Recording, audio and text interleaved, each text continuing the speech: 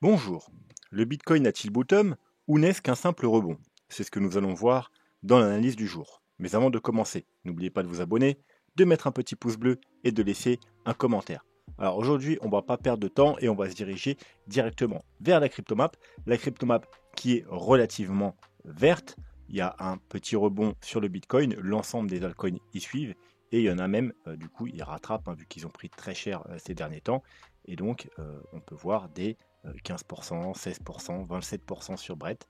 Mais globalement, on a grosso modo entre 5 et 10% en moyenne sur les altcoins. Le CryptoFear, ça fait un moment qu'on ne l'a pas vu. Tout simplement, on était encore hier à 51, très haut. La semaine dernière, on était encore très haut à 74.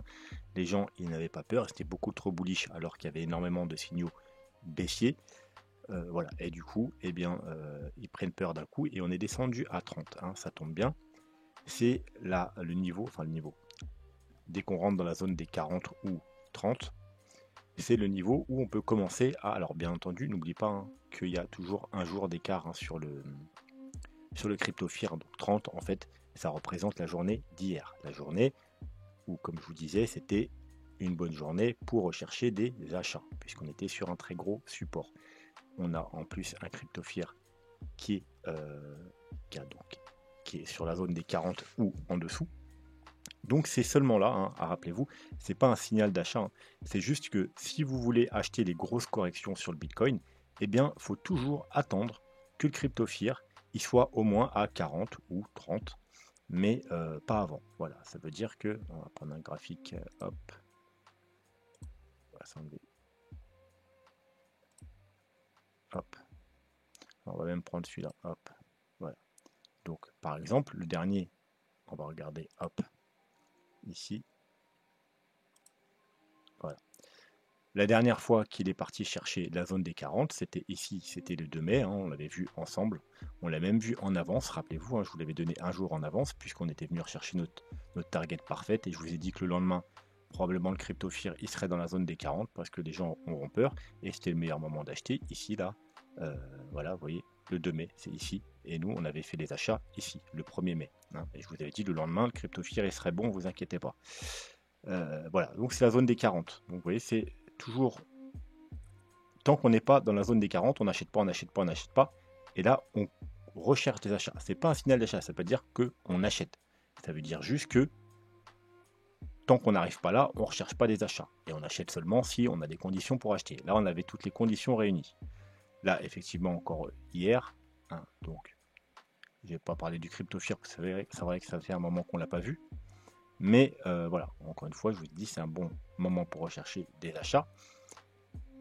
Mais les conditions ne sont pas les mêmes. Alors, qui c'est qui recherche des achats sur les zones des 40? C'est soit les investisseurs qui veulent recharger dans tout simplement le bull run, par exemple, qu'ils n'ont pas acheté, ils n'ont pas fait du DCA ici, ils n'ont pas investi au départ, et donc ils ont mis un petit peu, mais ils achètent sur chaque grosse correction, recharger un petit peu. Donc nous, rappelez-vous, on avait rechargé ici, rechargé ici, rechargé ici, rechargé ici. Bon, pour moi maintenant c'est un peu tard pour recharger, mais c'est toujours des niveaux pour ceux qui aiment bien recharger en cours de route et qui pensent qu'on va aller beaucoup plus haut. Voilà, il faut attendre toujours les grosses corrections, la zone des 40. Mais c'est en aucun cas un signal d'achat. Voilà. Donc, cependant, ce coup-ci, c'est un peu différent. Pourquoi c'est différent? C'est qu'il faut être prudent. Alors, je parle surtout pour les investisseurs, parce que voilà, c'est des zones de recharge pour les investisseurs, mais c'est également des zones d'achat pour surtout les swing traders, ceux qui veulent prendre des gros swings haussiers, viser les grosses vagues haussières. Eh bien, c'est également un signal à surveiller. Bon, pour les investisseurs, il faut être prudent. Pourquoi? Parce qu'on a simplement vu dans les semaines passées qu'il y avait quand même des signaux qui pouvaient être un peu effrayants. Et si jamais on ne tenait pas justement ces zones-là, eh bien ça pouvait entraîner des chutes beaucoup plus importantes, voire pourquoi pas même un top de marché. Donc c'est pour ça que je conseillerais à personne en tant qu'investisseur d'acheter ici. Donc je réserverai plus pour les traders, pour les swing traders. Quoi qu'il en soit, donc on est sous les 40, c'est bien. Par contre, ce que je vous ai toujours dit aussi, c'est qu'il ne faut pas traîner sous les 40. Il ne faut pas s'installer. parce que là, c'est inquiétant. En général, les corrections importantes sur le Bitcoin, on va rechercher la zone des 40 ou un peu en dessous, ou la zone des 30, et puis on en ressort assez rapidement. Alors, des fois même, on vient rechercher la zone des 40 une fois, et puis il y a un rebond, et puis on vient faire soit un double bottom, soit même un peu plus bas, on revient la rechercher une deuxième fois, et puis voilà, on remonte. Mais on s'y installe pas.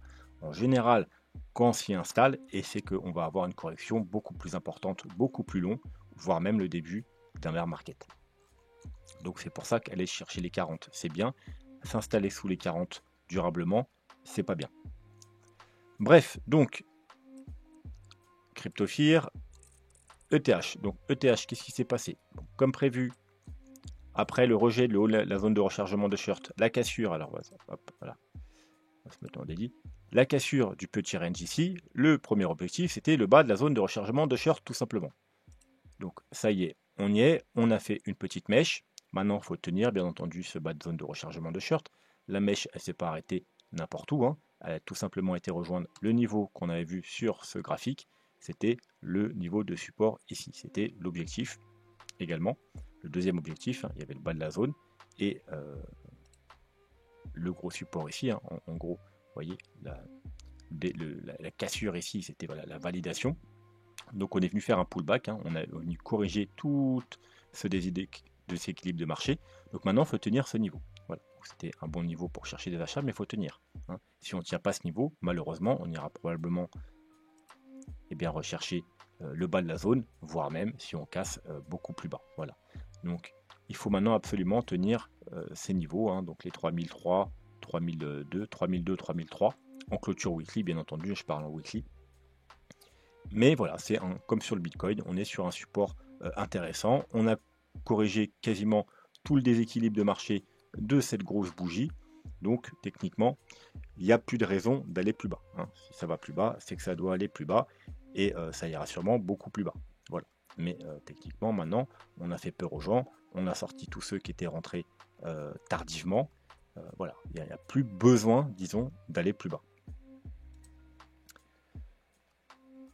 Alors, sinon, si on devait aller plus bas, bien entendu, hein, on pourrait aller faire, bien entendu, un double bottom ici au 2800, ou alors tout simplement rechercher cette petite trendline. Hein, vous voyez la petite trendline ici, hop, hop, hop, hop, hop. Et puis actuellement, hein, parce qu'elle fait que monter, on va pas y aller en ligne droite. Hein. Actuellement, elle se situe au 2700 $, mais vous voyez que finalement, si on prend, alors on va se mettre en weekly, hein, ça va être encore mieux. Voilà. Si on prend ne serait-ce qu'une semaine ou deux, non là on est au 28 juillet, si on prend une semaine ou deux, et bien finalement là, alors je vais vous mettre un petit trait pour que vous voyez bien le niveau ici, hein, donc le gros support qu'on est venu chercher, hop, on aurait un extrêmement gros support ici, qui correspondrait à peu de choses près aux 51 000 $ du Bitcoin, hein, puisque le Bitcoin a été moins bullish ici, hein, donc forcément il va chuter plus bas. Mais voilà, je pense que si le Bitcoin devait casser les 60 000 $, on irait, on l'a vu dans les vidéos précédentes et on va encore revoir aujourd'hui, probablement aux 51 000 $. L'Ethereum, lui, je pense qu'il irait chercher ce gros support aux alentours des 2800 $. Support à ne absolument pas casser, exactement comme les 51 000 $ du Bitcoin. Sinon, il faudrait s'attendre à une chute beaucoup plus importante. Donc le Bitcoin, voilà, comme prévu, on a fait exactement ce qu'on voulait voir, c'est-à-dire un fake out et une réintégration de cette petite structure. Maintenant les objectifs. Les objectifs, la première objectif, comme on l'a vu hier, c'est d'aller rechercher le haut, tout simplement, le haut de ce bull flag, et ensuite bien entendu le casser. Hein. Si on est rejeté, on pourrait repartir à la baisse et faire des nouveaux plus bas. Si on casse le haut de ce bull flag, donc là on est en daily, ça tombe bien, voilà, demain. Ensuite, l'objectif, c'est d'aller retester cette trendline qu'on a cassée. Hein. On veut la récupérer. Voilà, donc aux alentours des 65-66 000 $. De toute façon, rappelez-vous, la précédente zone de support, c'était environ les 64-65 000. C'était la zone à pas casser si on voulait pas retourner aux 60 000. Voilà, donc on l'a cassé, on est retourné aux 60 000, un peu plus bas en mèche aux 58 000. Donc maintenant, ça va être la zone à récupérer, hein, puisque ancien support devient nouvelle résistance. Donc, si on veut repartir à la hausse, il va falloir vraiment se dépêcher d'aller recasser les 64-65 000 $. Tant qu'on n'a pas cassé cette zone, les probabilités de continuer la chute sont assez importantes. Graphique suivant. Donc, comme prévu, on est parfaitement allé chercher le double support de la trendline long terme mensuelle. Je remonte au cas où. Voilà, c'est une trendline très long terme qui date depuis très longtemps. Et par faire le topo, au pire, allez voir la vidéo d'hier. Donc on est venu chercher le double support entre le bas de ce bull flag et ici. On rebondit, comme attendu, il y a forcément sur un support comme ça, allait avoir un rebond. Mais malheureusement, c'est peut-être juste un rebond. Voilà. Donc comme je vous ai dit, pour avoir plus de confiance en ce rebond et en un potentiel bottom, il faudra déjà récupérer les 64-65 000 $. Et là, on ira potentiellement, si on casse les 65 000 $, déjà, dans un premier temps, retourner en haut de ce bull flag. Et bien entendu, si on casse, eh bien, on ira faire une nouvelle jambe haussière. Là, c'est à peu près le même délire, sauf que c'est pas un bull flag, c'est un range. Mais c'est le même principe. Donc, on est venu en bas du range, petit fake out, réintégration. Donc, encore une fois, quand c'est comme ça, toujours dit, vous descendez les petits time frame, vous attendez, hop, une clôture de bougie et on n'a pas confirmé, fake out, voilà, là 59 755, enfin, un petit peu au-dessus quand on repasse, voilà, voir la clôture ici, voilà, entre les 59 700 et les 60 000, c'est là qu'il faut tenter des achats. Alors là je parle surtout aux traders avec un stop sous ce niveau. Alors moi j'ai pas pris de trade sur le Bitcoin simplement parce que je suis toujours dans mon trade sur le Bitcoin. Rappelez-vous, moi j'ai un trade que j'ai ouvert ici.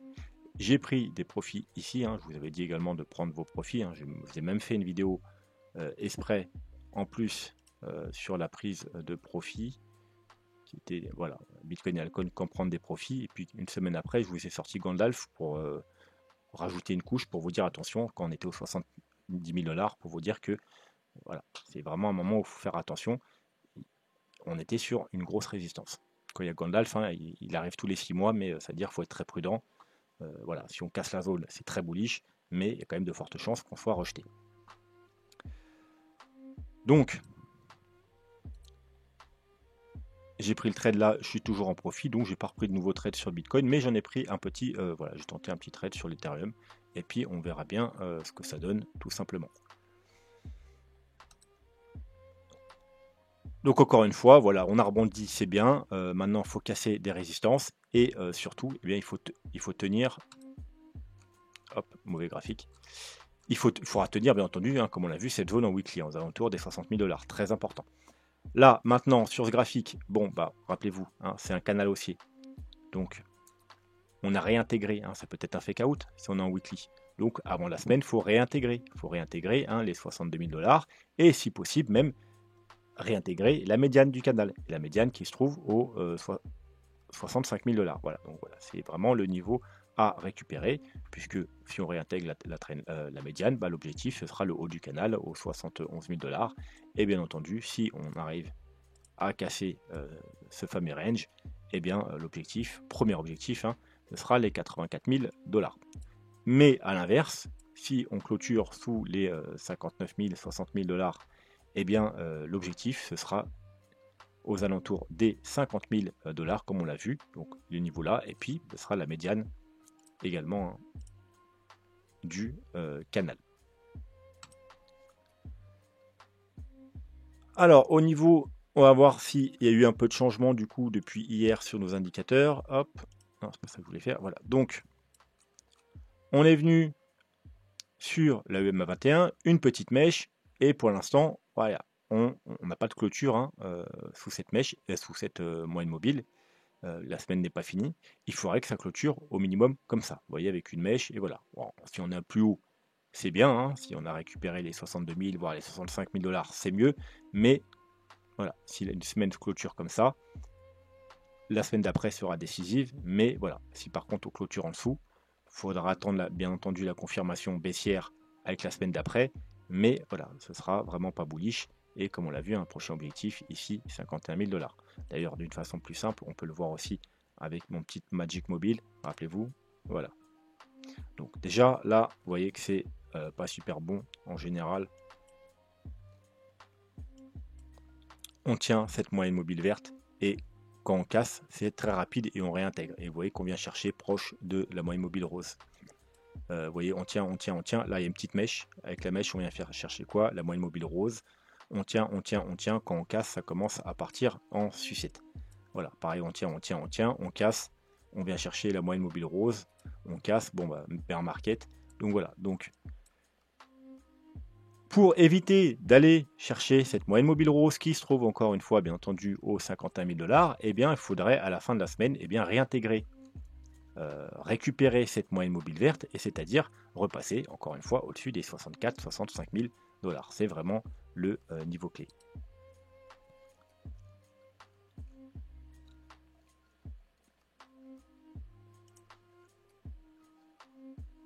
Donc, super trend, hein, donc, voilà, hop, 3 jours, hein, donc très bon niveau d'achat. On est venu parfaitement rechercher notre super trade en 3 jours aux 58 000, on va dire 500 $, 400 $. Donc rebond, hein, c'est normal, hein, super trend très puissant en 3 jours. Hein, toutes les pullbacks en général, on peut, vous voyez, comme ici, hein, on avait acheté ici aussi également. Ici aussi, on était venu à quelques dollars près. Donc c'est très bien, mais il faut tenir. Hein. Vous savez que si on clôture en dessous en 3 jours, il repasse en rouge, et en général, voilà, quand il repasse en rouge, eh bien c'est plutôt mauvais signe. Alors oui, au Bull Run de 2017, on avait fait 2 petites excursions en rouge et finalement c'était pas si négatif, on avait continué le Bull Run, mais souvent en général ça marque plutôt les débuts de correction extrêmement importantes, voire les débuts de bear market. Bon, vous savez que c'est du 3 jours, l'important c'est le weekly. Hein. Le weekly par contre, lui, voilà, il faut absolument pas clôturer. Hein. Vous voyez que là on a fait dans ce bull run, on a été 2 fois en rouge en 3 jours, mais en weekly, on reste en vert. En weekly, on reste en vert. En weekly, on reste en vert. Voilà. Et où se trouve notre super trend weekly? Il se trouve encore une fois aux 51 000 $. C'est vraiment la zone à ne surtout pas casser. Mais c'est la zone objectif. Encore une fois, je le répète, si on clôture et on confirme sous les 60 000 $, eh bien, on a quand même de fortes chances qu'on ait rejoindre cette zone qui est un très gros support, comme on l'a pu le voir à maintes reprises, et ce sera vraiment le support de la dernière chance, le support qui pourrait nous séparer malheureusement d'un bear market. Alors, est-ce que je voulais vous montrer autre chose aujourd'hui? Finalement, pas grand-chose, parce qu'on a déjà, encore une fois, comme hier, je vous ai dit, on a déjà tout vu, mais encore une fois, on a déjà tout vu, et il n'y a pas grand changement, hein, juste que, voilà, ça, tout se produit exactement comme on l'attend. On va aux 60 000 $, on rebondit sur les 60 000 $. C'est bien, avec une petite mèche en dessous, un petit fake out, on réintègre. Voilà exactement toutes les stratégies qu'on avait mis en place. Et ben maintenant, à savoir si c'est un rebond ou un bottom, il faudra attendre un petit peu, malheureusement. Si on arrive à récupérer les 65 000 $, eh bien, les probabilités que le bottom soit fait seront assez importantes, seront conséquentes. Par contre, voilà, si on clôture sous les 60 000 $, les probabilités qu'on ait recherché les 51 000 $, malheureusement, seront importantes également. Donc voilà. Donc, pour les traders, c'est une bonne zone. Hein. Alors, on n'est pas encore très loin. Hein. On est toujours dans une zone intéressante d'achat. Hein. Mais puis le CryptoFear nous dit que voilà, on est également dans un niveau où c'est intéressant de chercher des achats, contrairement aux 64 000, aux 66 000, aux 68 000, voilà, où le CryptoFear était beaucoup trop haut.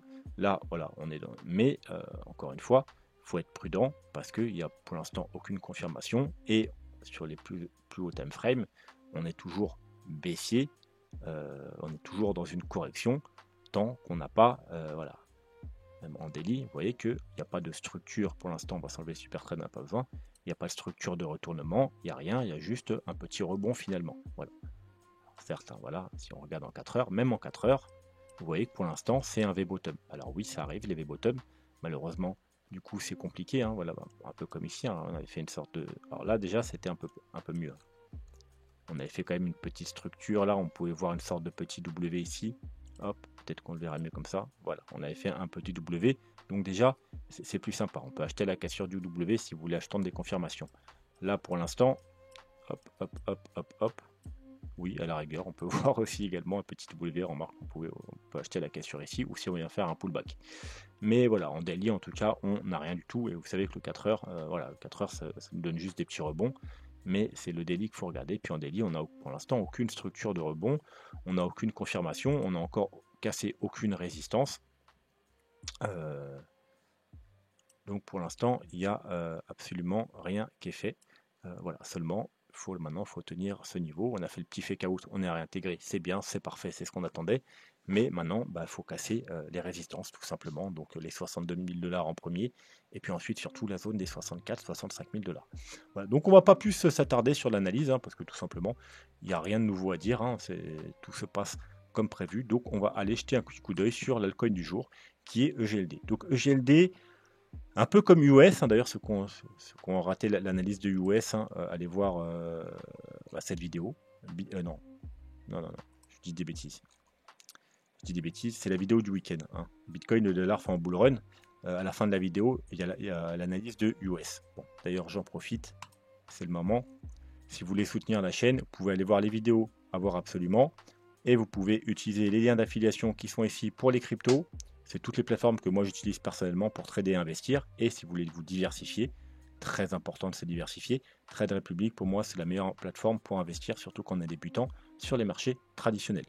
Et puis si le cœur vous en dit, vous pouvez faire un petit don via le merci qu'il y a ici, ou tout simplement, vu qu'on en a les cryptos, via une donation en crypto-monnaie. Voilà, donc EGLD, eh bien malheureusement, pour l'instant, il est toujours en bear market, il est toujours dans une tendance baissière. Pourquoi? Tout simplement, je vous ai dit à chaque fois, tant qu'on n'a pas cassé les 0,382, on n'a rien du tout. Puis c'est surtout quand on n'a pas fait... Alors, premièrement, il faut casser les 0,382, puisque les probabilités d'aller faire des plus bas ou des plus hauts, si on est en tendance haussière, sont très importante tant qu'on n'a pas récupéré les 0,382. Une fois qu'on casse les 0,382, eh bien, l'objectif, c'est tout simplement la zone de rechargement de charte. Mais vous voyez qu'on a eu un double rejet sur les 0,382. Et puis, on a des plus bas, plus bas, plus bas. Bon, là, on a fait des légers plus hauts, mais voilà, on n'a pas confirmé vraiment. C'était des très légers plus hauts. Et voilà, donc il faudra confirmer avec un plus bas, plus haut également. Pour l'instant, on n'a pas de plus bas, plus haut. On a des plus bas, plus bas, plus bas, plus bas. Et lui, tant qu'on n'a pas fait un nouveau plus haut là, c'est-à-dire qu'on n'a pas cassé les 0,382, on n'a pas un plus bas, plus haut. Voilà, pour l'instant, les probabilités de faire un nouveau plus bas sont assez importantes, comme US, on avait vu ça ce week-end. US qui a déjà fait un nouveau plus bas. Donc, on avait une forte zone de résistance ici, qu'on avait déterminée. On est venu la chercher. On a même, alors on n'a pas eu de confirmation, vous voyez que là on a clôturé, on n'a pas eu de bougie de confirmation puisqu'elle est rouge. Là on a clôturé, on n'a pas eu de bougie de confirmation puisqu'elle est rouge, et puis là on a juste eu une mèche. Voilà. Et tout ça pour aller rechercher, comme on l'a vu juste avant, les 0,382. Voilà. Mais on n'a ni confirmé la cassure de ce niveau en weekly, et encore moins cassé les 0,382. Donc l'objectif c'était d'aller rechercher en cas de rejet ce niveau-là au niveau orange. Et en cas de cassure du niveau orange, l'objectif c'était d'aller rechercher ce niveau-là. Pourquoi? Parce que c'était le départ de la structure. Vous voyez, on a pu faire support ici. Puis on l'a cassé, on a fait un joli petit W, on l'a cassé, puis c'est là que c'est parti. Et boum, regardez, on a fait une grosse mèche, un peu comme sur Ethereum, un gros déséquilibre de marché. Eh bien, qu'on n'était jamais venu tester. Vous voyez, on n'a pas fait de pullback, donc c'était pas très sain déjà. On n'a pas fait de pullback ici. Le mieux à faire, ça aurait été faire justement un pullback ici, justement sur ce niveau-là. Et puis en plus, vous voyez, ce canal baissier, ça aurait été le niveau parfait d'achat. On ne l'a pas fait, on a décidé de partir. Et du coup, maintenant, on va dire GLD, il en paye un peu le prix. Et on vient seulement maintenant corriger ce déséquilibre. Donc on est de retour ici, on a fait un petit fake out, un peu comme sur le Bitcoin et l'Ethereum, donc très bon niveau également de recherche d'achat, aux alentours des 28, 29, 30, on a encore un très bon niveau d'achat.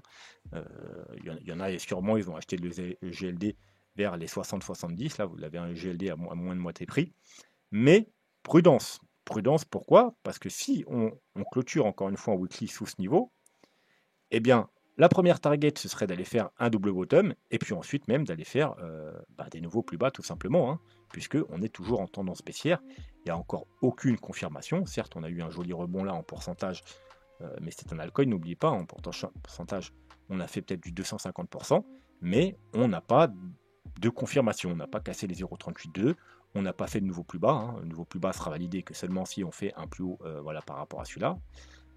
Donc il n'y a encore rien, c'est encore assez risqué, mais si vous pensez que le projet il en vaut la peine, eh bien oui, effectivement, on est déjà sur un bon niveau d'achat. Pour les traders également, un bon niveau d'achat. Pour viser quoi? Alors les traders, par contre, vous ne visez pas tout the moon, Les traders, vous visez ici, hein, les 44. Pourquoi? Bah voilà, le niveau qu'on a cassé, tac, tac, tac, on vient là, on pourrait faire un pullback avant d'aller repartir plus bas. Hein. Donc c'est ce niveau-là à viser pour prendre des profits. Puis ensuite, voilà, le profit ici, ou sur les 0,382.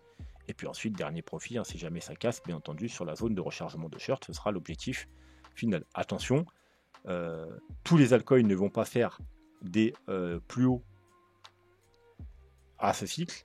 Donc je vous conseille fortement, c'est pas un conseil financier, c'est un conseil d'amis, sur la majorité, et je parle surtout des vieux altcoins, hein, enfin des vieux altcoins, du moins des altcoins qui ont eu un bull run au cycle précédent, hein, je pense aux Atom, Polkadot, EGLD, etc., etc. Et là je parle pas seulement aux traders, je parle également aux investisseurs, de prendre des profits dans la zone de rechargement de short sera une très bonne idée. Pourquoi? Il y a beaucoup d'altcoins qui ne vont pas aller faire des nouveaux plus hauts, qui vont seulement s'arrêter dans les zones de rechargement de short. On en reparlera si vous voulez après la fin du bull run. Bon, déjà si le bull run se poursuit, mais vous verrez qu'on en reparlera au prochain bear market. On ira voir tout un tas d'altcoins et vous verrez qu'il y en aura un paquet qui ne vont pas dépasser leur zone de rechargement de short.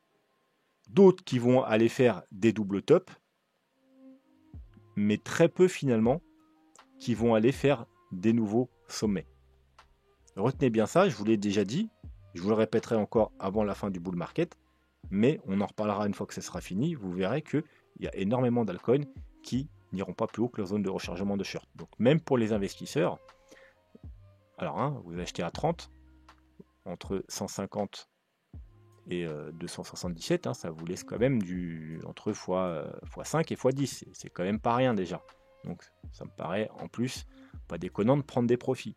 Parce que si vous ne prenez pas de profit et qu'on ne va pas plus haut et qu'ensuite, voilà, au prochain bear market, hein, on retourne dans les... je sais pas, on sait pas avec les altcoins, on ne sait jamais, on pourrait même aller au prochain, on pourrait aller là, et puis du coup, hein, si on vient là, hein, ça fait quoi? Bah, ça fait qu'on serait seulement dans une tendance baissière. Hein. Voilà, quelque chose comme ça, on aura une trendline comme ça. Et puis du coup, au prochain bear market, on pourrait même aller faire des nouveaux plus bas. Il n'y a rien d'impossible. Hein. Donc voilà, donc si on s'arrête là, vous prenez pas de profit, puis après on retourne à votre niveau d'achat, voire même plus bas, ça va vous faire mal aux dents. Hein, pour être poli, mais en gros, ça va vous faire mal au cul. Donc, n'oubliez pas de prendre des profits si on y va, hein, parce qu'il y en a, ils vont même pas y aller peut-être. Hein. Mais voilà, si on y va, il faudra absolument prendre des profits sur pas mal d'altcoins dans les zones de rechargement de short. Bon bah sinon pas grand chose de plus à dire sur EGLD. Hein. EGLD, soyez juste prudent parce que comme pas mal d'altcoins, il est toujours dans un bear market et il n'y a encore aucune confirmation. Il n'y a pas de bull market, il n'y a pas le bull run, il n'y a rien du tout. Et il est dans une tendance baissière et on les sert sur des très bons niveaux d'achat. Donc voilà, hein, si le projet est vraiment, vous êtes à fond dedans, bah c'est le moment. Hein. Mais soyez prudent parce que comme je vous ai dit, si on clôture avec confirmation sous les 30$, première target, le double bottom, donc vers les 22$, et puis ensuite aller faire des nouveaux plus bas, comme sur UOS qu'on a vu ce week-end. Voilà, allez, on va s'arrêter là pour aujourd'hui. J'espère que la vidéo vous a plu. N'hésitez pas à me demander vos actifs préférés en commentaire, pas seulement les cryptos, j'analyse toutes sortes d'actifs.